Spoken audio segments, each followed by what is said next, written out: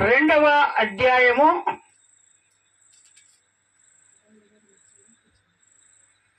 30వ వచనం. రెండవ అధ్యాయము 30వ వచనం.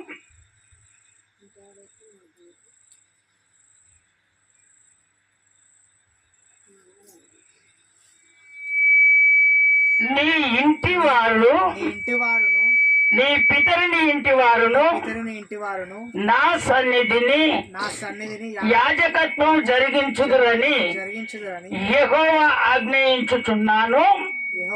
ఇప్పుడు అది నా మనసునకు కేవలము ప్రతికూలమాయనని ఇశ్రాయేలు దేవుడైన యెహోవా సెలవిచ్చుచున్నాడు. కావున యెహోవా వాక్కు ఏదనగా, నన్ను గణపరచు వారిని నేను గణపరచుదును, నన్ను తృణీకరించు వారిని నేను తృణీకరించుదును అని దేవుడు చెప్తున్నటువంటి మాట. కొంతమంది ఏం చేస్తారంటే ద్వేషిస్తారు. ఎవరిని ద్వేషిస్తారు? దేవుని ద్వేషిస్తారు. దేవుని మాట లెక్క చేయరు కొంతమంది. అయితే అక్కడ దైవజనుడు కుటుంబం, అది ఎవరి కుటుంబము? దైవజనుని కుటుంబం. ఆ దైవజనుని కుటుంబంలో ఆ దైవజనుని పిల్లలు సేవ చెయ్యాలని దేవుని ఉద్దేశం. అయితే తీర చూసేసరికి ఆయనకు ఆ పిల్లలను చూసేసరికి ఇష్టం లేకుండా పోయింది. ఎవరికి? దేవునికి. ప్రతికూలమైపోయాడు దేవుడు. అయ్యో, మీ మీద నేను ఎన్నో ఆశలు పెట్టుకున్నానే, మీరు నా ప్రజలను ఎంతో మందికి ఆశ్రయముగా నిలబడతారని నేను ఆశపడ్డానే, తీర కొసకు చూసేసరికి మీ మీద నా మనసు కొట్టివేయబడింది. అందుకనే దేవుని బిడ్డలారా, కొంతమంది దేవుని నమ్ముకున్నప్పుడు ఆత్మీయతంగా ఎదుగుతూ ఉంటారు. రాను రాను ఏం చేస్తారంటే ఆ భక్తి దిగజారిపోతుంది. మొట్టమొదటి ఏమంటారు? దేవుని సన్నిధికి ఉరుకులాడుతూ ఉంటారు. అయ్యో, దైవజనుడు లేకున్నా కూడా మేమే నడిపించగలము, దైవజనుడు లేకున్నా మేమే సమస్తం చేయగలము, దైవజనుడు లేకున్నా అన్ని మేము చూసుకుంటామని మొదట్లో ఈ విశ్వాసం ఉంటుంది. రాను రాను కొంచెము ద్వేషిస్తూ ఉంటే ఏమైపోతుంది? మనసంతా చేంజ్ అయిపోద్ది. అందుకనే దేవుని బిడ్డలారా, దేవుడు ఏం చెప్తున్నాడు? మనుషులు ద్వేషించడము చేత మీకు సంతోషం కలుగుతుంది, అది గమనించట్లేదు. అంటే మనుషులు ద్వేషించింది నువ్వు చూస్తున్నావు, కానీ దేవుని దగ్గర సంతోషం కలుగుతుందని అది నువ్వు చూడట్లేదు. అందుకని నా ప్రభు అంటున్నాడు, ఎవరైతే నన్ను గణపరుస్తారో వాళ్ళని నేను గణపరుస్తాను, ఎవరైతే నన్ను తృణీకరిస్తారో వారిని ఖచ్చితంగా నేను తృణీకరిస్తాను, ఎవరైతే నన్ను ద్వేషిస్తారో వారిని ఖచ్చితంగా ద్వేషిస్తాను. దేవుని నమ్ముకున్నటువంటి దేవుని బిడ్డలు కాస్త కొన్ని విషయాల్లో మంచిగా మాట్లాడుతున్నప్పుడు కొంతమంది ఏం చేస్తారంటే ద్వేషిస్తూ ఉంటారు.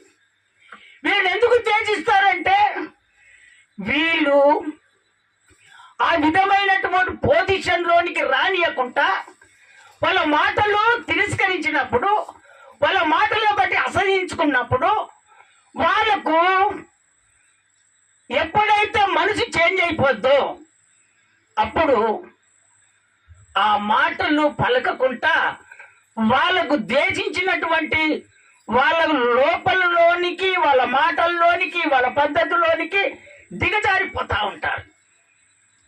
అప్పుడేమంటారు?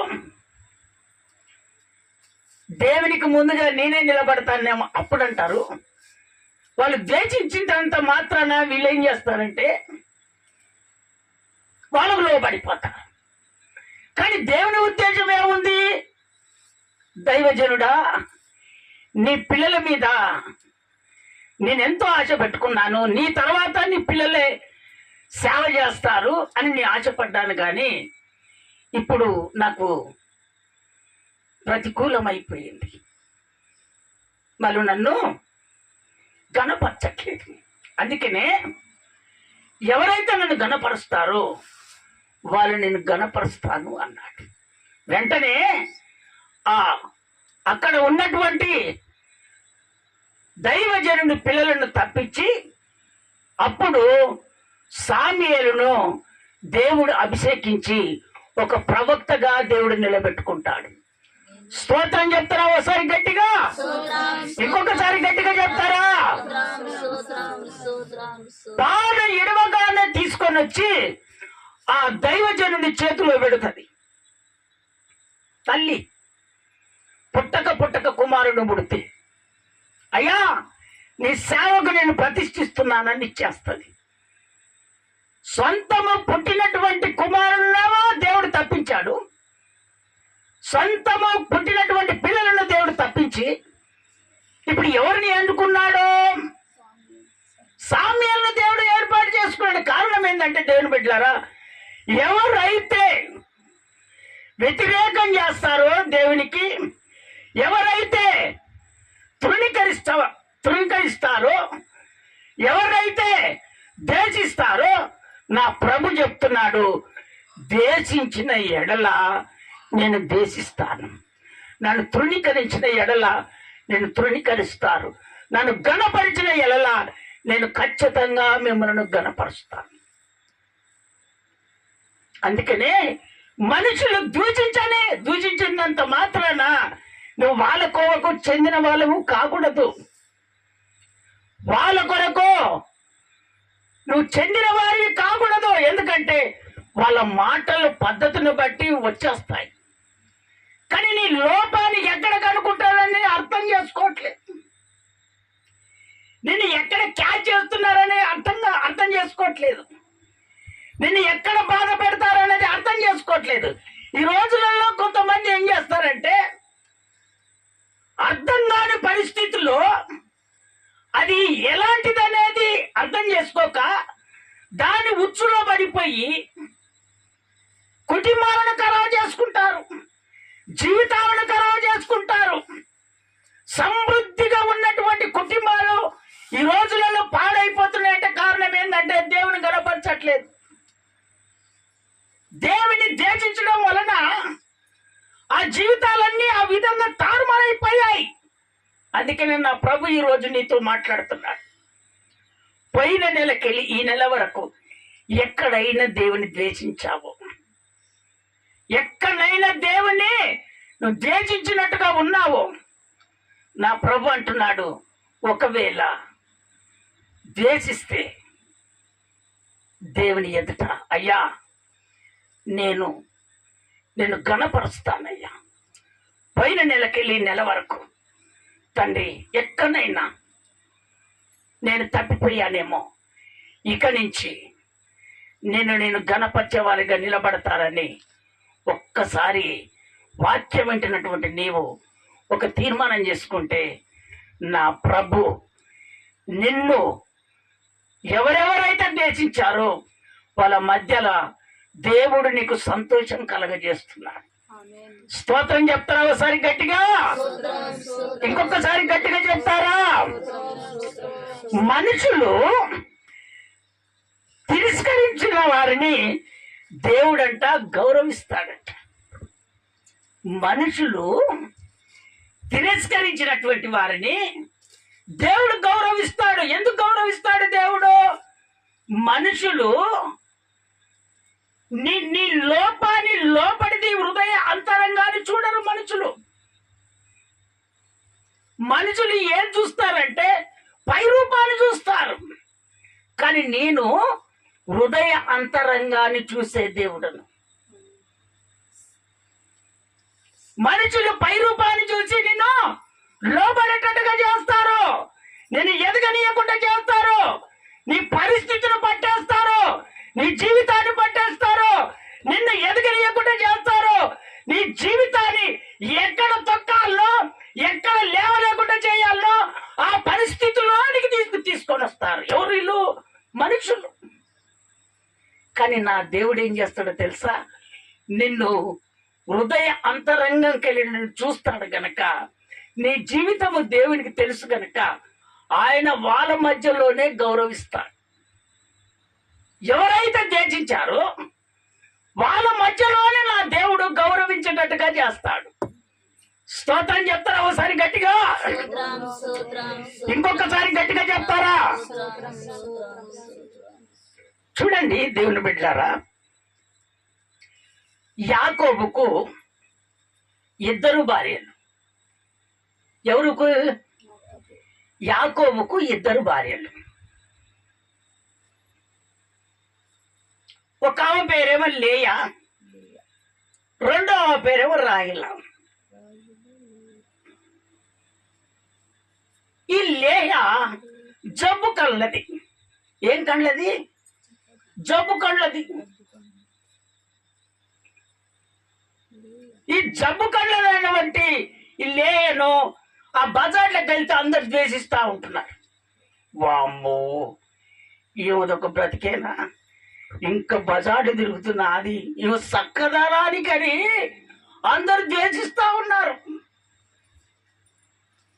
అబ్బో, ఈమెదో చెప్పడానికి వచ్చిందే అని ఆమెను ఏం చేస్తున్నారు? ద్వేషిస్తూ ఉన్నారు అందరు. ఒక్కరు ఆమెను గౌరవించే వాళ్ళు లేరు. వాళ్ళందరూ ఆమెను ద్వేషిస్తున్నారు. అయితే ఈమె జబ్బు కళ్ళది కాబట్టి ఈమెకు జబ్బు ఉంది, కళ్ళలకు జబ్బు వచ్చింది. కానీ రాయిలే చాలా అందంగా ఉంటుంది, మంచి సుందరమైనటువంటిది, చూడగానే మనసు పడిపోద్దట. కొంతమంది మనుషులు, స్తోత్రం చెప్తారా ఒకసారి గట్టిగా?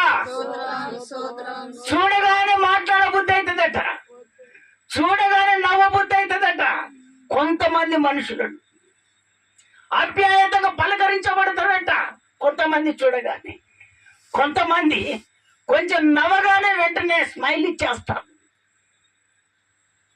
కొంతమంది ఎంత నవ్వినా కూడా స్మైల్ ఇవ్వరు. ఎందుకు ఇవ్వరు అంటే మంచిగా లేదు. మంచిగుంటే ఏం చేస్తారు? స్మైల్ ఇవ్వగానే ఎమ్మటే స్మైల్ ఇచ్చేస్తారు, ఎమ్మటే. కానీ మంచిగా లేకపోతే ఏం చేస్తారు? ద్వేషిస్తూ ఉంటారు, అసహ్యించుకుంటారు, తిరస్కరిస్తూ ఉంటారు. అయితే ఈ యాకోబు, ఈ లేయా జబ్బు కలిగినది కాబట్టి అందరూ, అయ్యా నీ భార్య ఏం భార్య అయ్యా, ఎట్లా సంసారం చేస్తున్నావయ్యా, ఎట్లా మాట్లాడుతున్నావయ్యా, ఏ విధంగా ఉంటున్నావయ్యా అంటే, ఈయన లేహను ప్రేమించట్లేదు, రాహేలను ప్రేమించటం మొదలుపెట్టాడు. ఒక్కసారి హల్లెలూయా చెప్తారా గట్టిగా? ఇంకొకసారి గట్టిగా చెప్తారా? అయ్యా, నేను ఎప్పుడైతే ఆ రాహేల మీద యాకోబుకు ప్రేమ పడిందో, అయితే దేవుడు ఏం చేశాడో తెలుసా? రాహేలకేమో గర్భఫలాన్ని తీసేశాడు, లేయకేమో గర్భఫలాన్ని దేవుడు అనుగ్రహించాడు. స్తోత్రం చెప్తారా ఒకసారి గట్టిగా? ఇంకొకసారి గట్టిగా చెప్తారా? ఇప్పుడు ద్వేషించిన వాళ్ళంతా ఇప్పుడు ఏమైపోయారో తెలుసా? ఈమెను గౌరవించడం మొదలు పెట్టారు. ఎవరిని? జబ్బు కళ్ళదాన్ని, పనికి వెళ్ళదానిది, బయటికి వెళ్తే తిరస్కరించే వాళ్ళు, అసహించుకునేవారిని. అంటే నా ప్రభు చెప్తున్నాడు, దేవుడు హృదయ అంతరంగాన్ని పరిశోధన చేస్తాడు, ఆయన పరీక్షిస్తాడు. పై రూపాన్ని ఎప్పుడు యేసయ్య చూడడు. ఎప్పుడైతే ఆమెకు సంతానం ఇచ్చారో ఇప్పుడు ఈమెను ఏం చేస్తున్నారో తెలుసా? ఈమెను తిరస్కరిస్తున్నారు. ఏమా, ఆమెకు పిల్లలు అయ్యారు, నీకు పిల్లలు కాలేదు అంటే, దేవుని బిడ్డలారా, భక్తి ఎక్కడుంటుందో దేవుడు అక్కడనే ఉంటాడు. స్తోత్రం చెప్తారా ఒకసారి గట్టిగా? భక్తి నీ కాడ లేక దేవుడు అంటాము మంచిది కాదు. ప్రకాశ్ చెప్తున్నాడు కదా, ఎవరైతే నన్ను గణపరుస్తారో వాళ్ళు నేను గణపరుస్తాను, ఎవరైతే నన్ను తృణీకరిస్తారో వాళ్ళు ఖచ్చితంగా నేను తృణీకరిస్తానని దేవుడే చెప్తున్నాడు కదా. మరి దేవుని నువ్వు గణపరిస్తే దేవుడు నీకు సంతోషాన్ని కలగజేయడా? దేశించే వాళ్ళ మధ్యలో దేవుడు గౌరవించినట్టుగా దేవుడు చేయడా? మరి ఈమెను చేయలేదా దేవుడు? ఆమె ఒక అందకంటే రాయలా, ఆమె మీద దృష్టి పెట్టలేదు దేవుడు. మరి లేఖ మీద దృష్టి పెట్టాడంటే ఈమె నిత్యము దేవుడు లేనిది, ఈమె మనసు వింటున్నా? స్తోత్రం చెప్తారా ఒకసారి గట్టిగా? దేవుడు లేనిది ఈమె మనసు చేంజ్ అయిపోతుంది. కానీ ఎప్పుడు దేవుని స్తుతించడం మొదలు పెడుతుంది ఎవరవా? లేక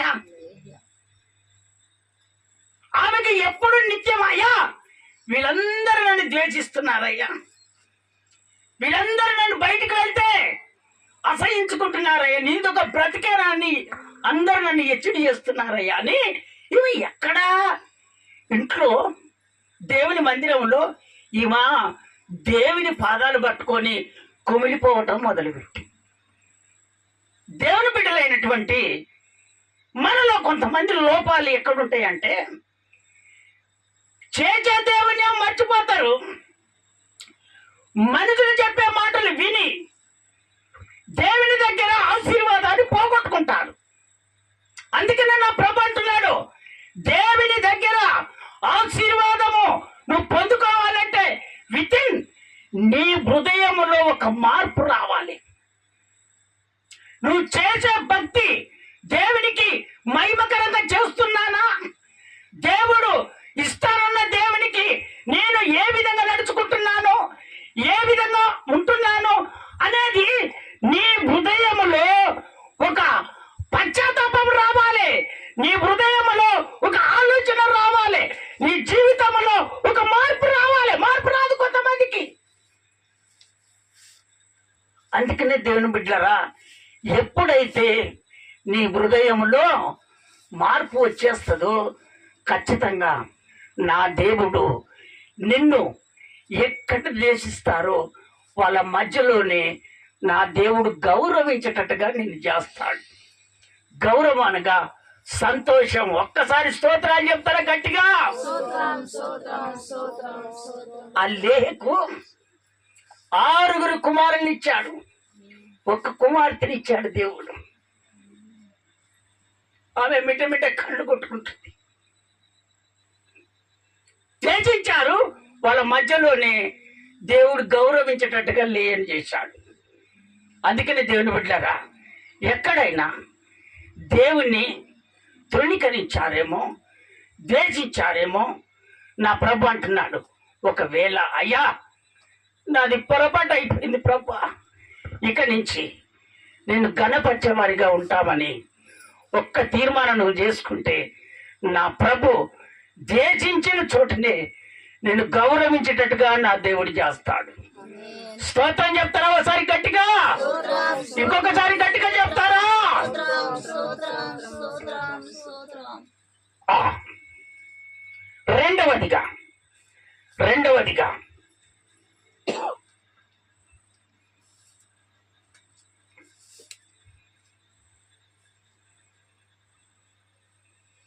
రెండవదిగా దేవుడు చెప్తున్నటువంటి మాట,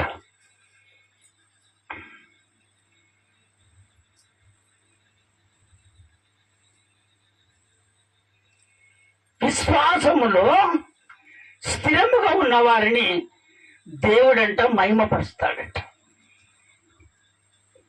విశ్వాసములో స్థిరముగా ఉన్నటువంటి వారిని దేవుడు ఖచ్చితంగా మహిమపరుస్తాడట.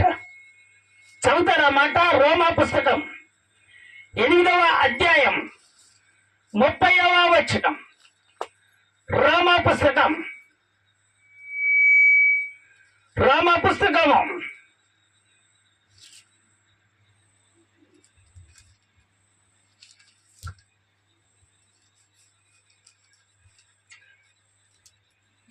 8వ అధ్యాయము 30వ వచనం. మరియు ఎవరిని ముందుగా నిర్ణయించెనో వారిని పిలిచెను. ఎవరిని పిలిచెను వారిని నీతిమంతులుగా తీర్చెను. ఎవరిని నీతిమంతులుగా తీర్చెను వారిని మహిమపరచెను. వారిని మహిమపరుస్తాడు. ఒక్కసారి స్తోత్రాలు చెప్తారా గట్టిగా? ఇంకొకసారి గట్టిగా చెప్తారా? మరి ఎవరైతే దేవుడు ముందుగా నిర్ణయించి వారిని పిలుస్తాడో వారిని దేవుడు నీతిమంతులుగా తీర్చబడతారు. ఆ నీతిమంతులుగా తీర్చినటువంటి వారిని దేవుడు మహిమపరుస్తాడు. అందుకనే దేవుని నమ్ముకున్నటువంటి దేవుని బిడ్డలమైనటువంటి మనము నీతిమంతులుగా ఉండాలి. నీతిమంతులుగా నువ్వు ఎప్పుడైతే ఉంటావో నా ప్రభు నిన్ను మహిమపరచడము దేవుడు మొదలు పెడతాడు. ఎక్కడైతే నిన్ను తృణీకరించారో, ఎక్కడైతే నీ మాటలు వినకుండా ఉన్నారో అక్కడనే నిన్ను మహిమపరచేటట్టుగా నా దేవుడు చేస్తానని చెప్తున్నాడు. కానీ నీతిమంతులుగా అంటే ఆయన రక్తం చేత కడగబడిన ప్రతి ఒక్కరూ నీతిమంతులే. నీతిమంతులుగా ఉండి నీతిలో నిలబడి నీతి పద్ధతిని ఆచరించి నీతి పద్ధతిలో నడుచుకుంటున్నటువంటి నీవు ఆ నీతిని ఒకవేళ కోల్పోతే నా ప్రభు అంటున్నాడు, ఆ నీతిని కోల్పోతే అయ్యా నాది పొరపాటు అయిపోయిందయ్యా, నీతి తప్పానయ్యా, అయ్యా ఇక నుంచి నా నీతిని పోగొట్టుకోనయ్యా అని ఒక్కసారి గిట దేవుని ఎదుట ఒక్క తీర్మానం నువ్వు చేసుకున్నావంటే నా ప్రభు అందరి చేత నిన్ను మహిమపరిచేటట్టుగా నా దేవుడు చేస్తాడు. స్తోత్రం చెప్తారా? ఒకసారి గట్టిగా, ఇంకొకసారి గట్టిగా చెప్తారా? యేసయ్య రక్తం చేత కడగబడినటువంటి నీవు నీతిమంతుడవే. ఆ నీతిని పోగొట్టుకోకూడదు. అదే నీతిలోనూ నిలబడాలి. ఎంత మంది నిన్ను అవహేళన చేసినా వాళ్ళ మధ్యలో వాళ్ళతోటే నిన్ను మహిమపరచేటట్టుగా నా దేవుడు చేస్తాడు. స్తోత్రం చెప్తారా? ఒకసారి గట్టిగా, ఇంకొకసారి గట్టిగా చెప్తారా? ఆ చదువుతారా? ఆ దేవుని వాక్యంలోనికి మనం వెళ్తాము. దేవుని వాక్యంలోనికి మనం వెళ్తాం.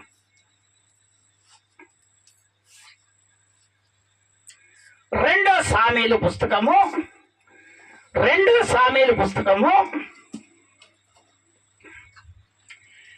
7వ అధ్యాయము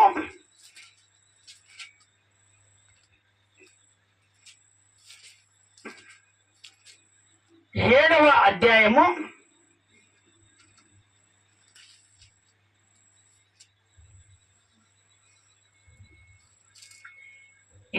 వచనం నుండి. కాబట్టి నీవు నా సేవకుడవు దావీదుతో ఇలాగ చెప్పుము. సైన్యములకు అధిపతి యెహోవా నీకు సెలవిచ్చినదేమనగా గొర్రెల కాపులోనున్న నిన్ను గొర్రెల దొడ్డిలో నుండి తీసి ఇశ్రాయేలును నా జనుల మీద అధిపతిగా నియమించితిని. స్తోత్రం చెప్తారా? ఒకసారి గట్టిగా, ఇంకొకసారి గట్టిగా చెప్తారా? నా దేవుడు చెప్తున్నటువంటి మాట ఇదిగో. ఈయన పేరేం పేరో తెలుసా? దావీదు. ఈయన పేరేం పేరు? దావీదు. ఈ దావీదు గొర్రెలు కాచుకునేవాడు. దావీదు ఎవరైనా గొర్రెలు కాచుకునేవాడు. ఈ గొర్రెలు కాచుకున్నటువంటి దావీదును దేవుడు ఏం చేశాడో తెలుసా? ఒక రాజుగా సింహాసనం మీద దేవుడు కూర్చొని పెట్టాడు. కారణం ఏంటంటే దేవుడు వింటున్నావా, ఆ గొర్రెల దొడ్డులో ఉన్నటువంటి ఆ గొర్రెల కాపురైనటువంటి ఇదిగో ఆ దావీదు మీద దేవుని మనసు పడింది. కానీ ఎందుకు ఆ దావీదు మీద దేవుని మనసు పడిందంటే దావీదు దేవుని మహిమపరిచేవాడు. స్తోత్రం చెప్తారా ఒకసారి గట్టిగా? ఇంకొకసారి గట్టిగా చెప్తారా? దావీదు దేవుని మహిమపరిచేవాడు. మనుషులను కాదు, మనుషుల పద్ధతిని కాదు, మనుషుల ఆచారాన్ని బట్టి నడుచుకోవట్లేదు, మనుషుల ఆలోచన బట్టి నడుచుకోవట్లేదు.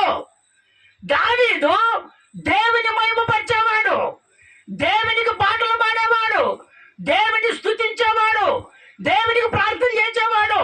ఇదిగో దేవుని మందిరం అనగానే ఆయన గంతులు వేసుకుంటూ దేవుని మందిరానికి వెళ్ళేవాడు. ఎవరు? దావీదు. అందుకనే నా ప్రభు ఆ దావీదును చూసి ఆయనను తీసుకొని వచ్చి ఆ సింహాసనం మీద ఒక రాజుగా నిలబెట్టి అందరి చేత ఆయనను మహిమపరచేటట్టుగా దేవుడు చేశాడు. స్తోత్రం చెప్తారా ఒకసారి గట్టిగా? ఇంకొకసారి గట్టిగా చెప్తారా? దేవుని బిడ్డలారా, మనుషులను నువ్వు మహిమపరిచి మనుషులను చూసి నువ్వు సంతోషపడితే, మనుషులను చూసి నువ్వు గౌరవించబడితే నీకు ఏ గౌరవం దొరకదు. మనుషులు ఏం చేస్తారో తెలుసా? నిన్ను తిరస్కరిస్తారు. మనుషులు ఏం చేస్తారు? నిన్ను ద్వేషిస్తారు. మనుషులు ఏం చేస్తారో తెలుసా? నిన్ను పైకి ఎదగకుండా మధ్యలో ఆపేస్తారు. అదే నువ్వు దేవుని మహిమపరచడం మొదలుపెట్టు, దేవుని పాదాలు పట్టుకొని ప్రార్థన చేయి, దేవుని పాదాలు పట్టుకొని కన్నీరు కార్చో, అప్పుడు నా దేవుడు ఖచ్చితంగా అందరి మధ్యలో నిన్ను మహిమపరచేటట్టుగా నా దేవుడు చేస్తాడు. సీదోను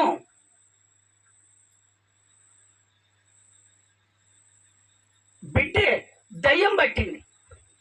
తూరు సీదోను పట్టణం నుంచి రాలేదా? వచ్చి ఎవరి దగ్గరికి వచ్చిందావా? ఏసై దగ్గరికి వచ్చింది. ఏసై దగ్గరికి వచ్చి ఏమంటుందావా? అయ్యా, నా కుమార్తె దయ్యం బట్టి కేకలేస్తుందయ్యా, అన్ని పట్టణాలు తిప్పాను కానీ ఎక్కడా విడుదల కాలేదయ్యా, నీవన్న బాగు చేస్తావని నీ దగ్గరికి వచ్చానయ్యా అనంటే, అమ్మా రొట్టె తీసి పిల్లల కాడ రొట్టె తీసి కుక్క పిల్లలకి వేయటం ఇది మంచిది కాదమ్మా అంటే, అయ్యా యజమానులు రొట్టె తినేటప్పుడు కింద పడినప్పుడు ఆ రొట్టె ముక్కలు కుక్క పిల్లలు తింటాయ్యా. అబ్బా, ఎంత దిగజారిపోయింది చూసావా దేవుని కురానికి? అన్ని తిరిగిన చోట్లనే తిరిగింది, ఎక్కడ వెళ్ళాలో వెళ్ళింది, అన్ని తిరిగి తిరిగి ఎక్కడ యేసయ్య మాత్రమే చేయగలడు, యేసయ్య మాత్రమే దయ్యాన్ని ఎల్లగొట్టగలడు, యేసయ్య మాత్రమే బాగు చేయగలడు అని ఆమె పశ్చాత్తాప పడి కన్నీరు కార్చి యేసయ్య పాదాలు పట్టుకొని, యేసయ్యా నీవు మాత్రమే చేయగలవయ్యా, అందుకనే నా కుమార్తెని నీ దగ్గర తీసుకొని వచ్చినయ్యా అని యేసయ్యను బ్రతిమలాడింది. అమ్మా, పిల్లలు రొట్టె తీసి కుక్క పిల్లలకి ఏట యుక్తం కాదయ్యా, కాదమ్మా అంటే, అయ్యా అయ్యే కుక్క పిల్లలు నేను అనుకో అయ్యా, యజమానుడు తిన్న రొట్టె ముక్కలు కింద పడితే ఆ కుక్క పిల్లలు తింటాయ్యా. అమ్మా, నీ విశ్వాసమే నిన్ను స్వస్థపరిచింది, నీ బిడ్డలో ఉన్నటువంటి దయ్యం వెళ్ళిపోయిందని చెప్పాడు. స్తోత్రం చెప్తారా ఒకసారి గట్టిగా? ఇంకొకసారి గట్టిగా చెప్తారా? ఎంతో మంది ఆవిడ ద్వేషించారు. ఇక నీ పిల్ల ఎందుకమ్మా ఏమో తిప్పుతున్నావు, ఇక బోనియ రాదు, ఎంతో ఖర్చు పెట్టుకున్నావు, ఇక బోనియ రాదంటే అమ్మా కళ్ళ కడుపు, నేనైనా నా బిడ్డ కొరకు చనిపోతాను, నా బిడ్డ ఒక ఉన్నతమైన స్థానానికి ఎదగాలి, నా బిడ్డ నాకు పేరు తెచ్చి పెట్టాలి, నా బిడ్డ చదవాలి, ఉద్యోగస్తురాలు కావాలి, నా బిడ్డ ఒక ఎంట్రన్స్ లో పాస్ కావాలి, నా బిడ్డ ఉన్నతమైన స్థానానికి ఎదగాలని ఆమె ఎంతగానో కష్టపడి ప్రయాసపడి అన్ని తిప్పుకొని లాస్ట్కు యేసయ్య దగ్గరికి పోతే మంచిగా అవుతుందని యేసయ్య పాదాల దగ్గర తీసుకొని వచ్చింది. వెంటనే ఆ దయ్యాన్ని దేవుడు గద్దించాడు. వెంటనే ఆమెలో నుండి ఆ దయ్యం వెళ్ళిపోయింది. ఎంతమంది అయితే దూషించారో ఆమెను గౌరవించడం మొదలు పెట్టారు. స్తోత్రం చెప్తారా ఒకసారి గట్టిగా? మనుషుల దగ్గర ఏది దొరకదు. నువ్వు ఎవరెవరి దగ్గరికి నువ్వు వెళ్తున్నావు, నా ప్రభు అంటున్నాడు, నువ్వెక్కడికి వెళ్ళొద్దు, యేసయ్య పదాలు పట్టుకో, ఆయనను మహిమపరచు. అందరి మధ్యలో నిన్ను మహిమపరిచేటట్టుగా నా దేవుడు నిన్ను చేస్తాడు. స్తోత్రం చెప్తారా ఒకసారి గట్టిగా? గొర్రెల దొడ్డిలో ఉన్నటువంటి దావీదును సింహాసనం మీద కూర్చొని పెట్టాడు. ఎవరిని చేయగలనాది? ఎవరి నుంచైనా అవుతుందా? కానీ నా దేవునికి అసాధ్యమైనది ఏది కాదు. ఆయన పట్టుకున్నాడు, తీసుకొని వచ్చి ఒక రాజుగా స్థిరపరిచాడు. అప్పుడు దావీదును గౌరవించటం మొదలు పెట్టాడు. ఎంతమంది అయితే తృణీకరించారో, ఈడు పనికే రాడు, అన్నదమ్ములు అన్నారు ఈడు ఎట్టివాడు, ఇంకేం తెలియదు, తెలివి తక్కువ అన్నారు. అన్నదమ్ములే గౌరవించేటట్టుగా నా దేవుడు చేశాడు. ఎవరిని? దావీదు. అందుకనే దేవుని బిడ్డలారా, దేవుని ఎప్పుడు మాత్రము ద్వేషించకూడదు, దైవజనుని ఎప్పుడు మాత్రము ద్వేషించకూడదు. ఇదిగో దేవుని బిడ్డలైనటువంటి మీరు దైవజనుడు చెప్పినట్టుగా మీరు నడుచుకుంటే మీ కుటుంబాలలో ఏ అనారోగ్యము దేవుడు రానియడో. అంతే. ఆయన చెప్పిన మాట మీరు ఎప్పుడైతే వింటారో మీరు అభివృద్ధి పరచబడతారు, మీరు ఆశీర్వదించబడతారు, మీరు అనుకున్నది ఖచ్చితంగా జయింపచేసేట్టుగా నా దేవుడు